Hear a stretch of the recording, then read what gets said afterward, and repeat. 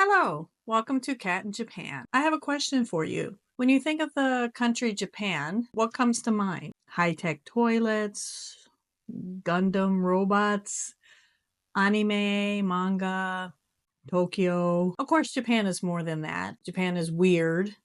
Japan is strange. Japan is odd, but it's also amazing.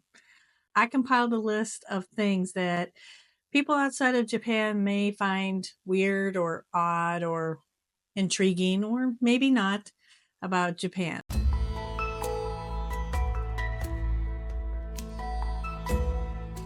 So here we go, starting off with the first one. Now, I'm not going to get too much into the language because that would be a whole course on itself, and I'm still a work in progress. I don't know everything about the language, but there are 3 forms of writing: katakana, hiragana, and kanji. But I'm not going to get into that. It's just too complicated. And the grammar. My grammar, I can read a fair bit of Japanese, but my grammar is still not quite there yet. But what I'm going to talk about something very simple. In English, if you like something, you would say, I like bananas, or I like cats, with a S on the end. Most English words have an S, not all. English is just as weird as Japanese is. But in Japanese, they don't have a plural form. So, for example, if you say, I like bananas, in Japanese, you would say, banana ga suki. Yes, they say banana for banana. So, but there's no plural form. Or if you want to say, I like cats, you would say, neko ga suki. Neko is cat. They don't change it. So how do they indicate more than one? They have a bit of a complicated counting system. Here's a little example of it right here. What they do is they put counters with the word, but depending on what the item is, depends on what counter you use. So for example, if you want to say, I have 3 pencils, you would say, enpitsu o 3本持っています. I have 3 pencils. The sanpon indicates how many. So depending on the item, you depended on the counter. So if you have a long, thin item like a thing of lipstick, you would use hon, but you have to change it. So 1, you would say ippon, nihon, sanpon. So you have to change it. If you have a small piece of candy or something, just something small, you would use ko. If it's an animal, you would say hiki, but it has to be a small animal. If it was a large animal like an elephant or anything, you would say to. Now, if you're talking about large items like washing machines or cars, you use dai. If you're talking about a piece of paper, something flat, you would use mai. If you do a book, you would say satsu. So it gets very complicated. And it gets to the point where, like, I'm out in public or whatever, I'm at a store, I'm buying something or I'm ordering something, or like, how many do you need? I'm like, sanko, sanmai, sandai, san, hiki, san, 3. It's very complicated, but they do have like a backup counter that you can use. It only goes up to 10, but it helps a lot. It's called the hitotsu system, but you can use it for any item. Hitotsu, futatsu, mitsu, yotsu, itsutsu, mutsu, nanatsu, yatsu, kokonotsu, to. So if you're ever in a sticky situation where you can't remember, just use the hitotsu system. What do you think? Do you think you can count that way? Even native-born Japanese have trouble with it. Even my husband, sometimes I'll say, how do you say 5 flowers? He's like, Itsutsu. Tell me in the comments below what it's like in your native language. Do you have a counting system like that as well? Sticking with the language, here's another interesting thing about the language. In English, what do we call this animal? An alligator. In Japanese, wani. Now this one, crocodile. In Japanese, wani. They use the same word even though the animals are different. If they're very similar species, they use the same thing. So for example, this is a mouse in Japanese, nezumi. This is a rat in Japanese, nezumi. How about this one? Turtle, kame. Tortoise, kame. Seal, ashka. Sea lion, ashka. I don't know why. I don't know the language that well, so perhaps there's more scientific names to differentiate between them. But just for everyday conversation, they use the same word. Sometimes this causes a problem when I'm teaching English, when I'm like, that's alligator, that's crocodile, that's mouse, that's rat. I usually have to show them pictures, of course, to show them they are different. They're not the same. And the kids kind of giggle about it, but they're like, okay, but they look kind of the same, so why don't they have the same name? And I'm like, well, they're different animals. They have different names. This really doesn't cause too much of a problem. Like I said, there's probably more scientific names for them to differentiate between the animals, but just for every day, kids know alligators as wani and crocodiles as wani. But they do recognize that they are two different animals, but they just use the same word for it. Okay. On to the next thing.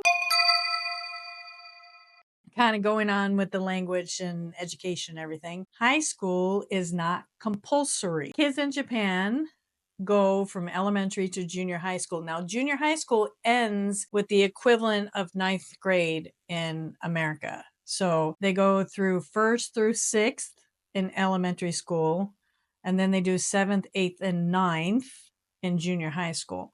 Once they graduate, they're finished. But 98% of them go on to high school. I'm not going to get into it too much about the high school process because it's a whole different world that I'm going through right now, and I don't know exactly everything about it, but I'm learning as I go. After it's completed, perhaps I'll get my oldest on video to talk about the experience. But basically, once kids graduate from junior high school, they're finished, but 98% go on to high school. Now, high school here is almost like the equivalent of college in America. Kids can go to any high school they want. It could be in a different city, different prefecture. If you have the means and you pass the test, you can go to any high school you want to. Now, it is intense to get into high school here. It is very difficult. Basically, the last year of junior high school is all about how to get into high school. The first semester, let me back up a little bit.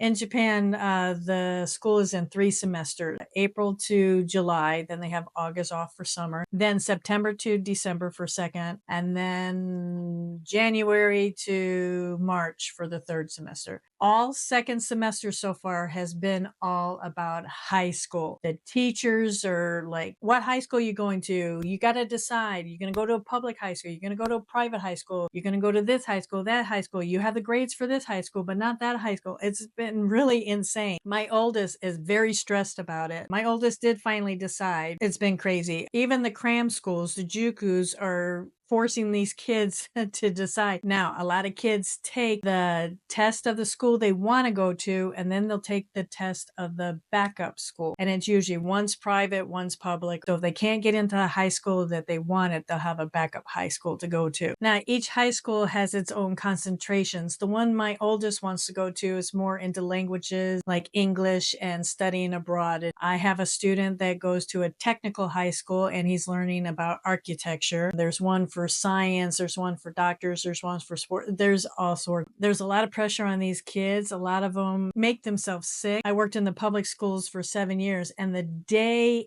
after or like the week after the high school exams, my classes would basically be empty. Where I would have a class of 40 kids, I walk in the classroom and there's only 12 kids there. And I'm like, what happened? They're like, they all got sick because they've been studying so hard. It still amazes me, though, that 98% of the kids want to go through this to get into high school. So what do you think? Do you think high school should be compulsory or not compulsory? Do you like the fact that kids can pick which high school they want to go to and be in the program on the track that will continue into college and give them basically a leg up on their future? I think that's pretty cool. I just hope my kid gets in because they are stressing themselves out so much. On to the next.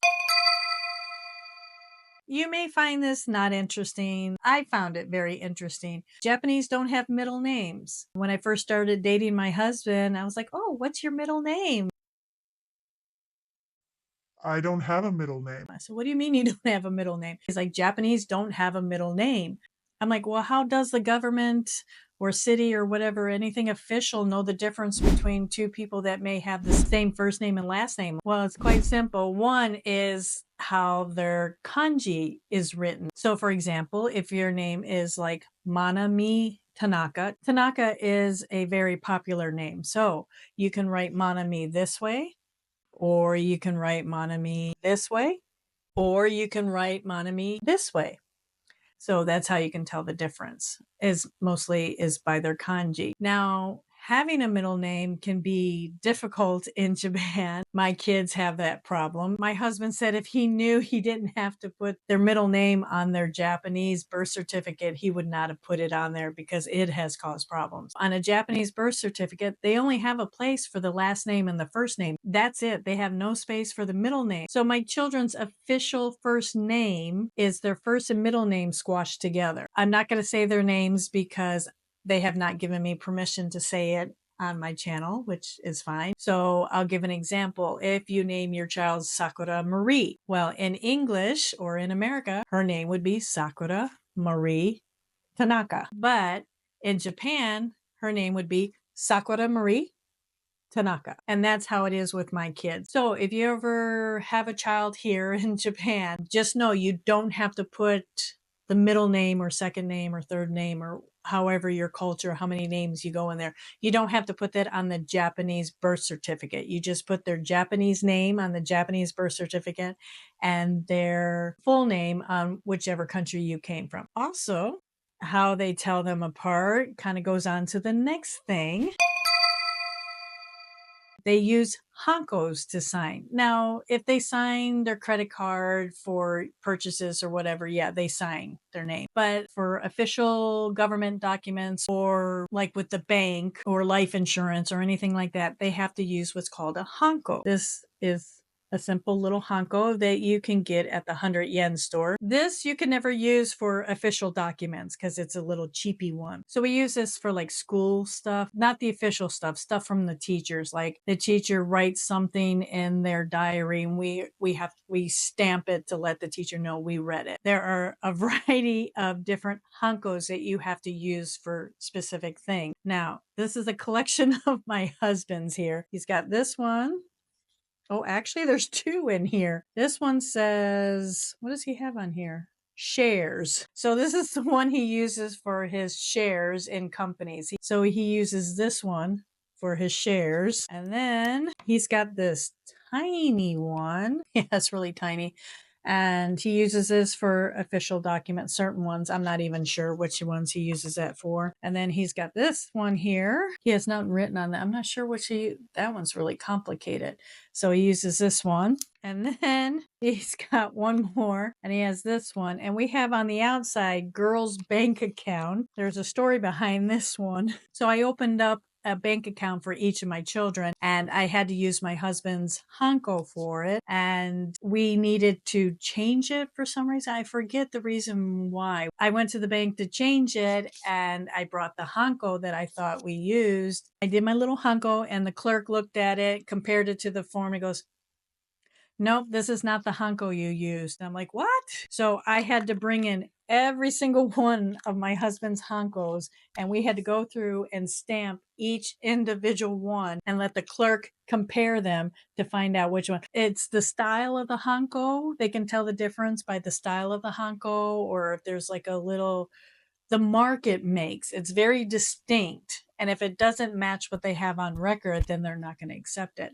That's another way that people can be differentiated if they happen to have the same kanji for their name. What do you think? You think your government should switch to Hankos? Let me know in the comments below. Or if there's a different system in your country, is there some sort of stamp or something that you have to use for your names? I would like to know. If you're ever invited to an office party, which is called an enkai, or an end of year party, which is a bonenkai, or New Year's party, which is called a shinnenkai, you don't pour your own drink. When I first got here, I was invited to an enkai. I'm not a drinker, but I didn't want to offend anybody. So I would have a little sake or something. Now, I'm not talking about like if you get a cocktail or something, a mixed drink, they bring it out and sit it in front of you. That's fine. But I'm talking about the beer and the sake. It usually comes in a big old bottle. You don't pour it for yourself. Somebody else pours it for you. If you try to pour it for yourself, they're like, no, no, no, don't do that. I will pour it for you. Sometimes you can sit there for a while waiting for somebody to pour it. If nobody's pouring a drink for you, you can initiate it by grabbing one of the bottles, walking around and pouring for somebody else. They'll take the bottle from you and then return the favor and pour it for you. I don't know the history of this tradition. I just know that if you're at a party, especially an office party, what do you think? You think you can sit there and wait for somebody to pour for you? Continuing on with the food and drink, slurping your noodles or slurping your soup is accepted here. It drives me crazy. I have a husband and 2 kids sitting at the table. I just want to scream, but it is accepted here. I don't know why. I don't know if it's a sign of, I don't know, gratitude that the food that you're given is good. I'm not sure why. But if you're at a party or you're at somebody's house and you get a bowl of ramen and you are a natural slurper, you're going to fit right in here. How about you? Do you like slurping? Does it bother you if somebody else slurp? I'm sorry, that's just the one thing I just can't accept.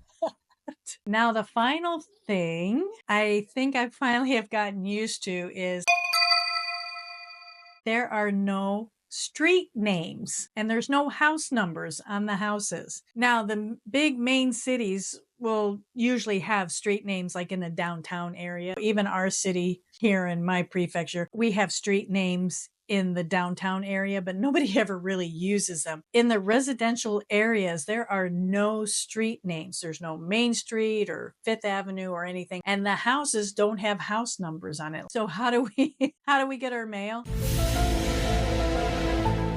I'm not 100% sure, but it really amazes me that in the 18 years I've been here, none of my mail has been lost. This country has the most efficient post office I've ever seen. So, how do they do the addresses? Let me try to explain. Let's say you have a city, and then within that city, it's broken down into smaller areas. Let's say, for example, Shinagawa.